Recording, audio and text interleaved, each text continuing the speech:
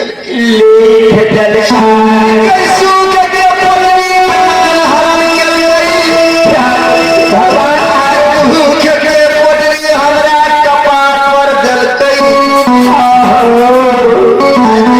भक्ति करे ले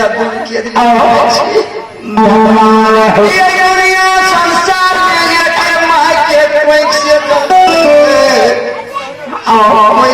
दुई भा बहन सब कोई अपना अपना बहन के द्वार पर भरतिया के नौत ले जाए हमार बहन निठो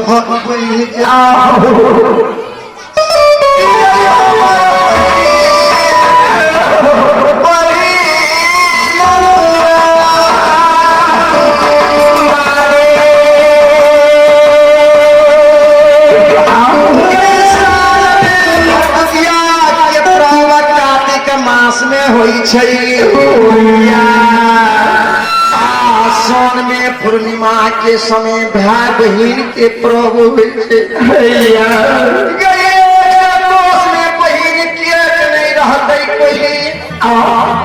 सारा राजपाट छोड़ के भाई के राखी बांधे ल बहन जेते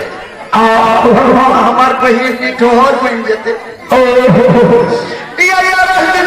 परोजनी के भैया के द्वार पर जेते हमार बहन भगवान झमे के बैठ जेते बैठ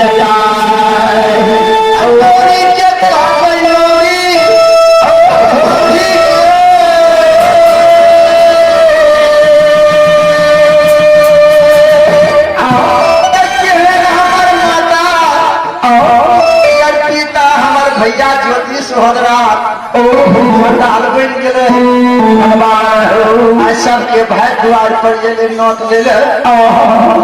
भैया भौजी के बात सुन के अपना द्वार पर नहीं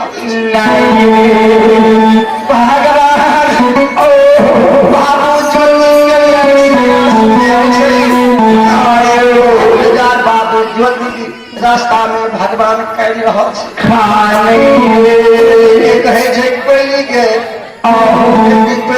में दुनिया संसार में कोई ने शिव बाबा के मंदिर में कोई हम पूजा के लिए फूल के लिए लोटा में गुरु बाबा के लिए पूजा करे गुरु बाबा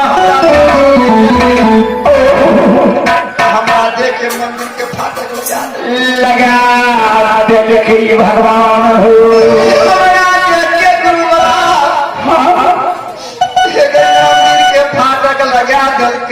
लगा करके सबसे पहले बहन के द्वार पर जेबे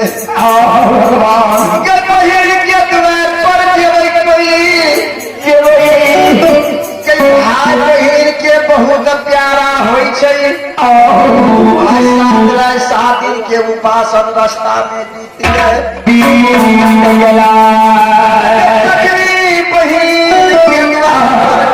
हम जेबे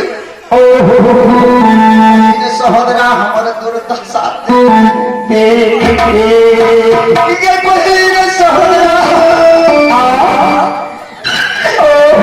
हमारा दुर्दशा देखते बहुत मान बहुत भाव करते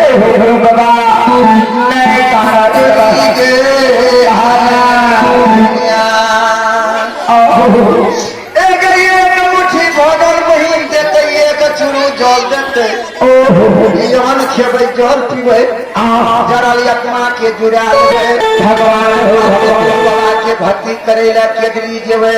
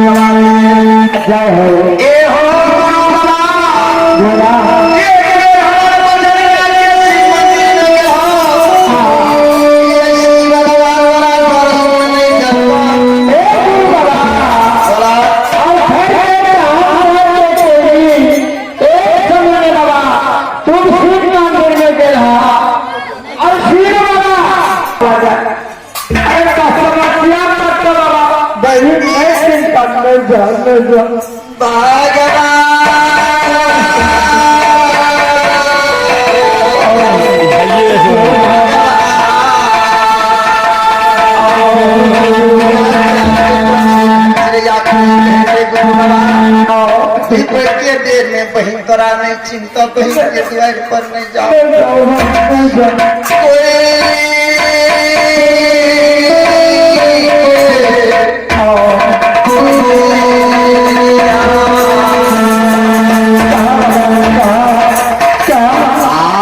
ये कहे